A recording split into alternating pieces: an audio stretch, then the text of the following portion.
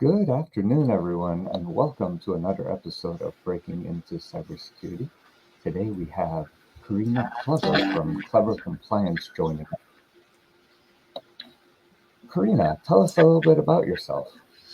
Thank you.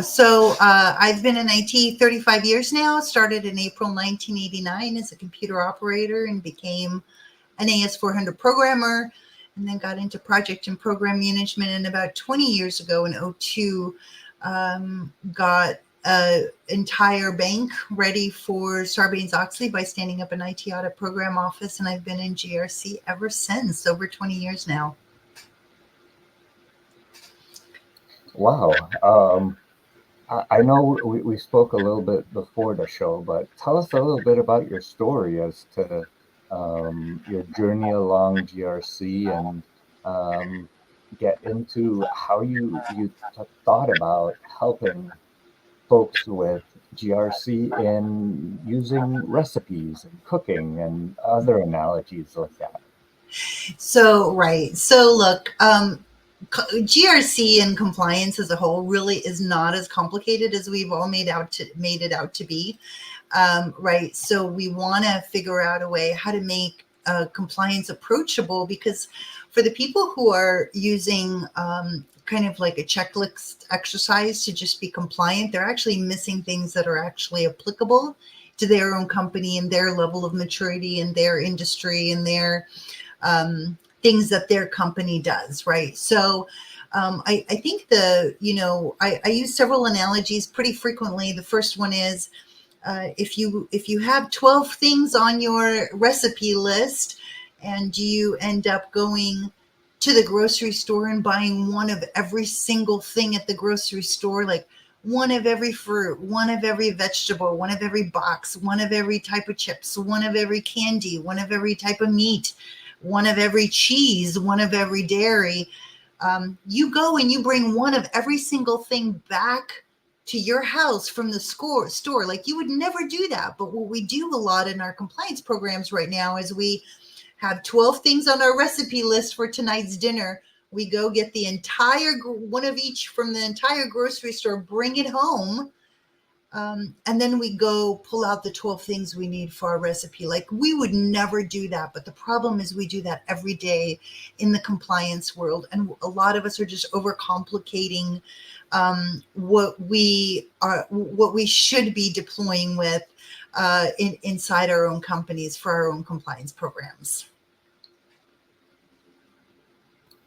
So, as you think about that, how do you help companies with really dissecting what they need to start to build that recipe list? So really, it's sure you may be a company that has to adhere to, a certain framework or a certain regulation. But I think that's one of the key things for getting into GRC, right? You want to learn the differences between a framework and a regulation, right? And then when you combine those two things that your company has to adhere to, now you appropriate what really applies to you today and what doesn't. What can you stagger for later? You're not going to, we all use the term, let's not boil the ocean. Let's not eat the elephant. The reality is that's what we try to do with our compliance programs all the time. So what you want to do is figure out, based on all of those influences, those regulations and frameworks, what do you have to apply, adhere to, and what do you have to apply to, right, within your own company? So if you can stagger and then prioritize those requirements, you'll have a much better success rate at implementing a GRC program, right? So for those getting into GRC, that I think those are one of the key things. I think the key thing is going to be influenced by, are you at a certain company that you're going to want to stay at and you want to grow at? Or do you have an interest in something in particular that you don't know what your interest is, whether your interest is in consumer privacy, which is huge. There's global consumer privacy laws. And in the states, we have 5 states now. Oh, July 1, we have 2 additional states coming on for consumer privacy. Maybe you like medical stuff, right? That's HIPAA. Maybe you like bank stuff. That's GLBA and FFIEC, right? So depending on what you like or where you're at today, you need to isolate which combination of frameworks and regulations do I want to make myself familiarized with, so I can start talking that language and kind of figuring out where those overlaps, because there's overlaps all day long with all of these regulations and frameworks.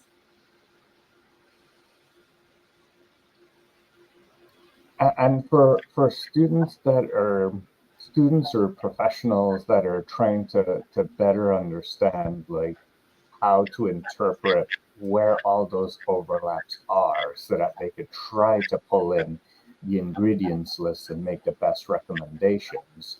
How do you suggest that they go about it and kind of get their feet under themselves to make those best recommendations that are optimal for an organization?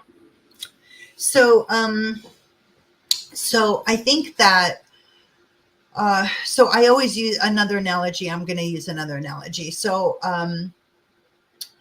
if you have a cookie recipe, you pull up the ingredients, and let's say you were to take the ingredients and you were to completely only look at the ingredients list. You would not pay attention to how much of that ingredient to put into the recipe. Like, this would never happen, but we do this all the time in GRC, right? So instead of one egg, which the recipe calls for, you'll put in all dozen eggs. Instead of a quarter cup of butter, you'll put in an entire pound of butter, because that's all the butter you have, right? Instead of a cup of flour, you'd put in the entire bag of flour. And let's say you just completely ignore that appropriation of how much of this ingredient do you want to put into the mixing bowl. So when you throw in the entirety of the ingredient, you get this big fat mess. You're not making a cookie, you're just cleaning up, right? So what ends up happening today is when we throw in all of the ingredients in that big mixing bowl, which is what happens in most GRC programs today, we have to scale that back now and say, wait a minute, how much of this ingredient do I really need in my recipe? And a lot of things will influence that, right? What is your industry? What is your maturity? What does your risk posture look like? Do you have to abide by any regulations? There are companies who are not publicly traded, no Sarbanes-Oxley. They have no consumer privacy data. They have no personal health information.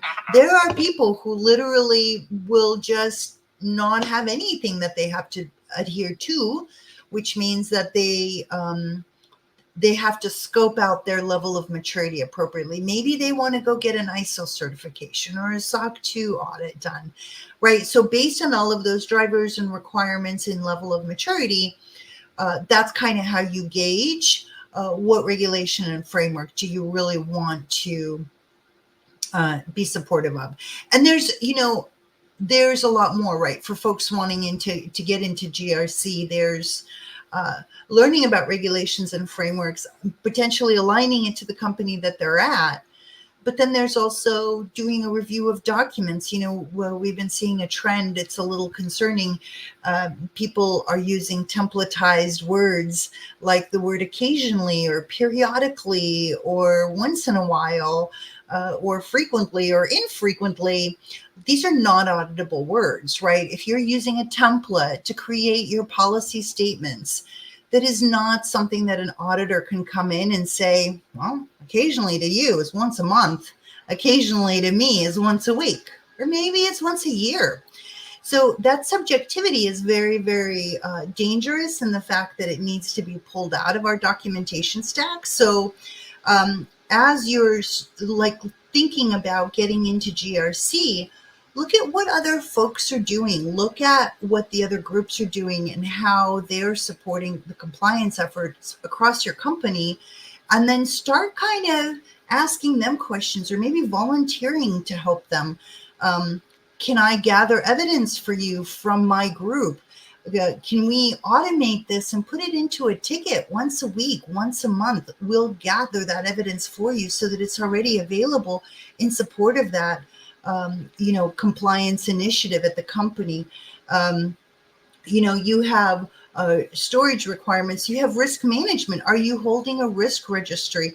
Offer to manage the risk registry. If you don't have a risk management program, start with a risk registry and say, okay, our controls are written in a way that we know if they fail or succeed.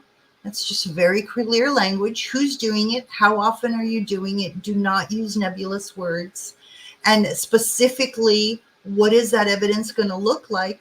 And if that control hasn't been fulfilled, if that control hasn't happened, that line item hits the risk registry. Okay, now let's build a project plan around that risk registry and say, here's how we're mitigating our own risk. Auditor comes in, you show them that you've self-acknowledged risk areas and you're fixing them. All they do is hug you, right? Because most people cannot get to that point in their compliance program. Yeah, absolutely. And I think as for professionals thinking about like helping to explain that story best, I know you're creating an internship program with some of your collaborators, but what are some of the other ways that um, the next generation can kind of pick up and follow our torch into GRC and learn more about it? So I would say pick a topic. There's one of 10 areas involved in the entire workflow of GRC. Please remember, it's not as complicated as it's made out to be. Just it isn't. I mean, it's not as prescriptive as it's made out to be. It's not as rigid. It's not a checkbox exercise. If you're treating it like a checkbox exercise, you're going to leave a lot of vulnerabilities open. Your compliance program needs to really be aligned to your company. Now, there's 10 areas. What are the 10 areas? We'll go through them really quickly. Area number 1, know the influences. The influence is the regulation or framework that influences your company. You are not to follow it verbatim. No one should, because there's going to be stuff in there that does not apply to you. You need to know what those are, right? You need to kind of learn about that if you're going to come into that entry point. There's going to be company documents. That's the second piece. This company documents need to really be reflective of what you're doing. Policy, okay. Process, okay. Standard, okay. Procedure, great. Template, okay. I don't care what you call it. What you need to figure out is how are you getting that messaging out to the folks who do the work, and how are you controlling your environment with these auditable controls that are really realistic and applicable to your daily operations, right? That goes into your third point, which is the functional controls that actually influence your functional groups. People, process, technology, right? If we're talking about IT, we can have groups and departments of people. Some companies have entire skyscraper buildings for one department, like legal or HR or whoever else, right? So you have groups of humans, you have vendors that you've hired, you have vendors might be performing some sort of a service, or you have licenses that you're hiring. So this conversation with the vendor needs to be, one of the things I always tell folks is go open up a vendor management program. Like, because we right now are A, data hoarding, and B, taking a lot of our data and giving it to our vendors. And we are not asking our vendors well enough whether what they're doing with our data, how they're storing it, transporting it, or processes, your NIST basics, right? So we need to create these very strong governance programs for our vendor management, because now holding those guys accountable for what they're doing with your data. This might include contract negotiation. This might include creating a vendor program. This might include RFP requirements that might be changed, or questionnaire requirements. This might be managing an active vendor. Some people will sign contracts that say, hey, dear vendor, you're going to give me a QBR once a week, or once a month, rather, once a quarter, sorry, QBR.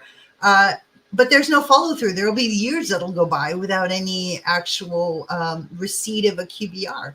So now you can go into actually creating those competency areas, right? Like a vendor management program that fulfill those stated controls at a certain amount of time. So that gathering evidence is kind of your number 4 and 5. You can inject yourself there at your company and say, can I help you gather evidence for my group specifically? Let's take a look at the controls that are written and how often you need these. If they're written correctly, again, that pass-fail criteria can move over into a risk management registry, or can just go to simple evidence gathering. As long as it's well structured, no auditor wants to come in and be given this mass folder of just random stuff that they have to wait for, right? And then there's also the audit. The audit itself, some people are scared of the word audit. Some people are scared of the word regulation. Some people are intimidated. I'm not sure why. Now, you shouldn't babble when you're sitting in front of an auditor, but you should definitely be comfortable with either being a liaison or keeping the scope tight for an audit, or the timing tight for an audit, or gathering the evidence necessary to support that audit. There's so, or coaching, even coaching folks. Some technologists should never be in front of an auditor because they talk too much. Is just the true reality, right? They like talking about the cool stuff they're doing, and they're doing really cool stuff, but maybe they should be told they shouldn't be that verbose with the auditor, right? And then the last piece is really continual improvement, right? So once you get this cycle down, you're only getting better and better and better at it. And you start noticing what's not working and what do we change. And some people have a really tough time with decision for that initial documentation stack that the company documents. And I always tell them, you know what, let's make a decision. Let's document it now. Let's go change it in a year if it's not working. It's not the end of the world, right? Make it fluid and work for you. Okay, I like that. And in regards to like certifications or education, are there any programs that you would recommend folks start out with that they use for continuous education, keeping up with everything? So yes and no, right? So we do have a separate session. I don't know if Garrett's on the phone with you. Attest, we're doing a CGIT study group. This is for folks who are a little bit more senior Mhm. at this point for the governance of IT, right? We've got 5 sessions happening there, and they've been really, really useful. If you are within an industry and in a company, you should get yourself really well familiarized with those regulations and frameworks, right? I think that's always the starting point. So if you're working in healthcare, go read HIPAA. Nobody wants to read anymore. I'm not sure why, right? I sit and I'll read laws and regulations and frameworks. Only with reading can you really start absorbing a lot of the content and a lot of the requirements that are stated there. And what you're going to do is start thinking about, well, wait a minute, this requirement for change management is over here, but it's also over here, and it's also over here, and it's also over there. Wow. These are all things that influence me because I have to have change management. So how do I, and this is where, that creativity comes in. How do I take one change management policy? And this, you can do this, right? You take one change management policy with the correct controls. You, at the very bottom of that policy, list down which regulations and requirements that one change management policy is satisfying. Mhm. And now you've actually met all of those requirements, but you can't get there until you've read through the regulations and frameworks. Now, there are very few GRC classes that I know of. I don't really, some GRC is offered like as part of computer science, I've heard of, right? So specifically GRC classes, there's a C risk. ISACA has a lot of great certifications. ISC squared has a lot of great certifications. And I think and even if you're technical right now, and I've got to say this, If you're technical, it is so possible to make that leap into compliance, because being in a technical role, you are already performing functions that are probably a requirement in one of those regulations and frameworks. Mhm. So what you need to figure out how to do is, how do you take that thing that you're doing for your technical job execution, and creating evidence out of that to satisfy your GRC program. It's not that much of a stretch, because the auditor might come and ask you for it anyway. So Mhm. what you want to do is figure out, how do you ready it and prepare it for display and consumption by the auditor before you ask for it. Get into a cadence, pull a report once a month, once a week, right? And make sure that that document has that control reflected in it, Yeah. that published document.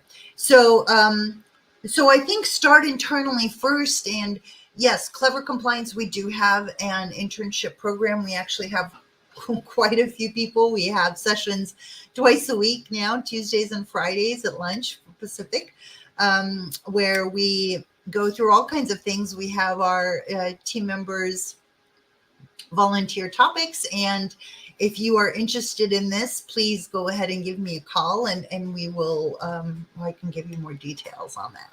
Yeah, I'm sharing the link from Garrett for the live sessions that you mentioned. And we had a great question from Shayla. If you're just going down your GRC journey or revamping it, is it best to focus on process first and then select a tool to support the process, or select a tool that best supports best practice and good process and adopt that process?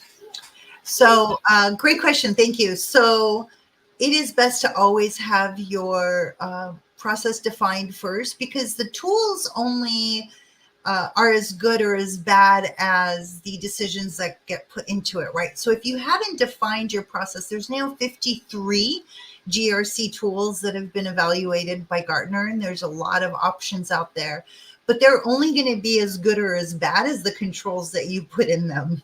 So if you have not defined your controls appropriated them to your company specifically, you're just going to get a lot of garbage in, garbage out, right? So what you want to do is make sure to define that process first, and do the human manual decisioning work of actually appropriating the controls that relate to you, and then go put them in a tool. Absolutely.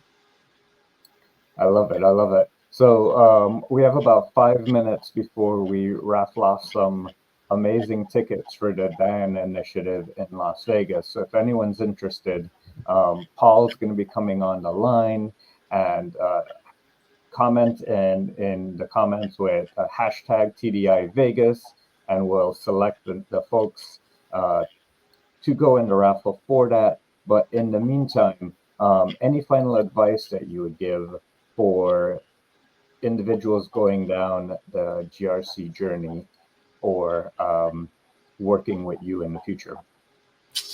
The final advice I would give is, don't let it scare you. It's not as intimidating as it's made out to be, or overwhelming.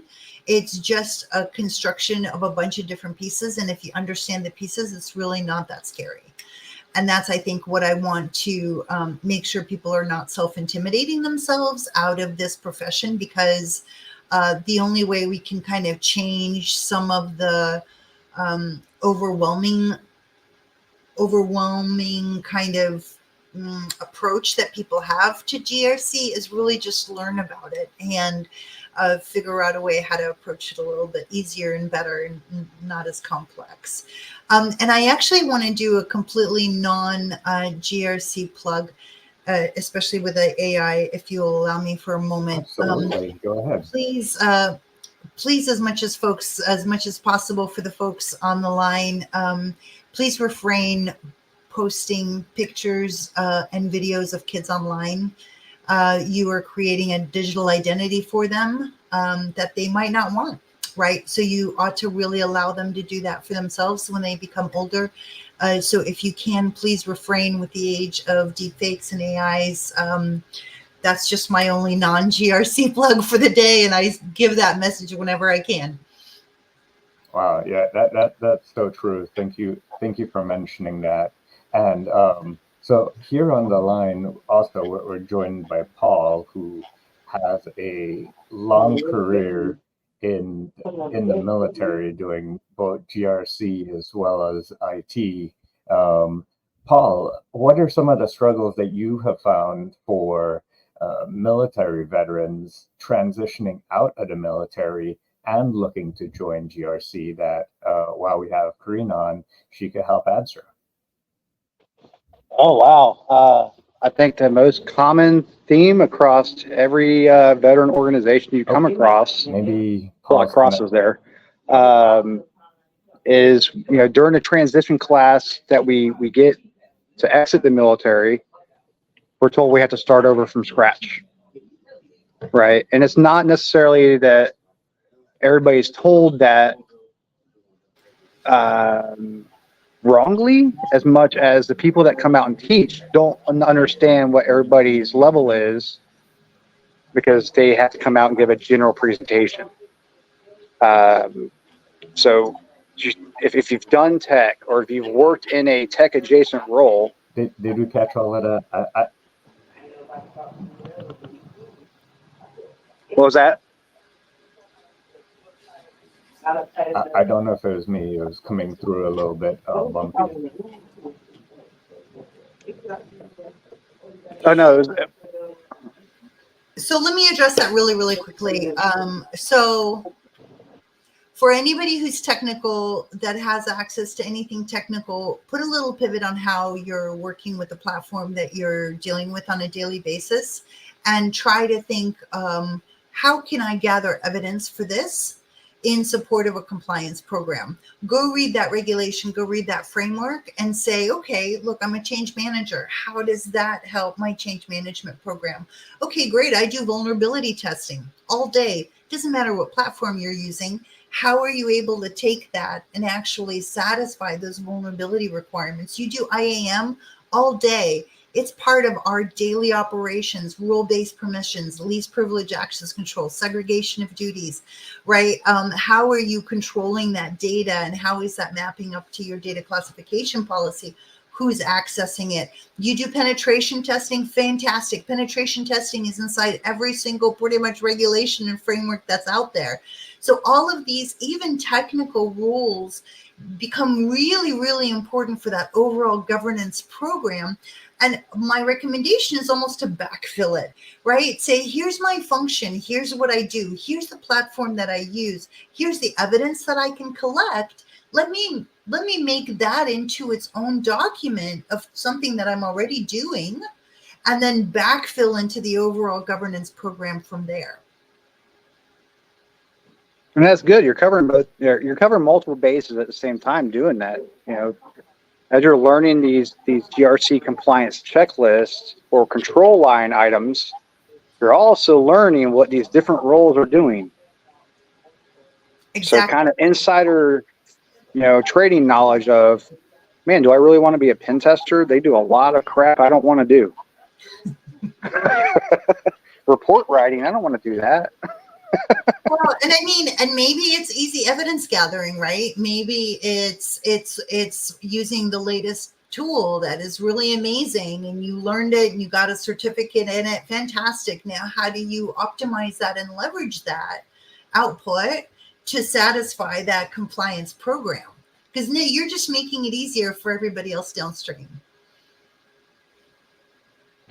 What are some roles that you could think of that are traditional business function roles? And I'll give one as an example, like financial analyst. But what are other roles that you feel that are just once you flip the jargon from generic to technical, you're already doing it? A lot of analysts, and analysts is so broad, right? A lot of technical specialists, a lot of, when you're actually a pen tester, when you're actually a, scanner, vulnerability scanning person, There's just, you're a change manager, you're an incident manager.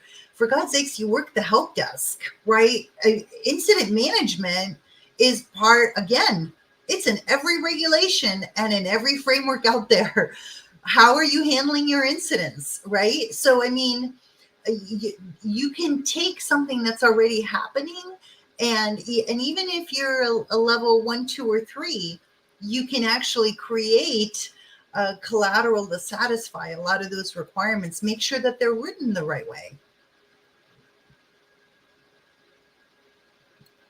Wow. Yeah. Thank you so much for addressing those. We're going to be collecting the folks that type in hashtag TDI Vegas from all of our platforms that we're streaming to, and we're going to work with Paul to make an announcement coming up in the next couple of days of the winners. So we want to thank everyone. Paul and I both support a 5013C called the Whole Cyber Human Initiative, where we help folks transition into tech and cyber. And GRC is just one of those many verticals. So we wanted to thank Karina for coming on, Klever Compliance for sharing her availability, and everyone that's looking for a service provider, reach out to Klever Compliance. They can help you out with your GRC needs. And Karina, thank you for all that you do for the community. We really appreciate it. Absolutely, my pleasure. Thank you for the bandwidth here in the audience. I really appreciate the opportunity. Absolutely. Thanks all. Thanks for coming today. Take care. Bye, guys. Bye. Take it easy.